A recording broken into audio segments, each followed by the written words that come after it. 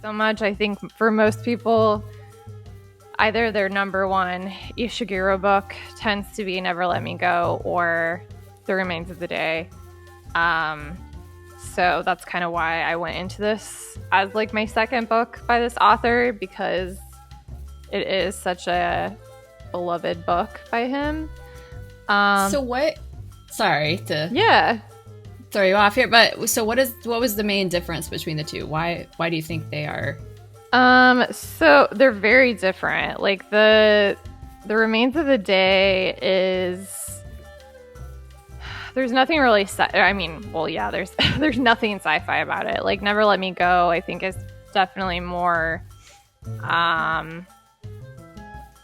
don't know. I guess it feels weird calling it sci-fi, but it does have that like sci-fi element to it. That's kind of like unexpected. Whereas, and devastating. Yeah, very sad. Which this book is also sad in like a different way, but it didn't have any kind of like surprise element like that, which I kind of kept waiting for and expecting to happen. But it was a lot more kind of straightforward. And I think in terms of like what it has in common with Never Let Me Go is that, and I know this is something that Ishiguro's known for, is like the whole kind of unreliable narrator thing. So you definitely have that going on where it's like you're not exactly sure of what's happening, just because you're seeing everything from one person's perspective. Never Let Me Go is like a different kind of, like, that book was actually like devastating, like it actually like broke my heart, whereas like this book was depressing, but like in a way that it was just not my brand of depressing that I personally like.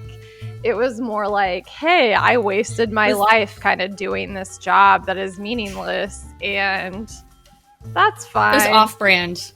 Yeah. Off-brand depression. We're not here for that. I mean, but I think Never Let Me Go is heartwarming too.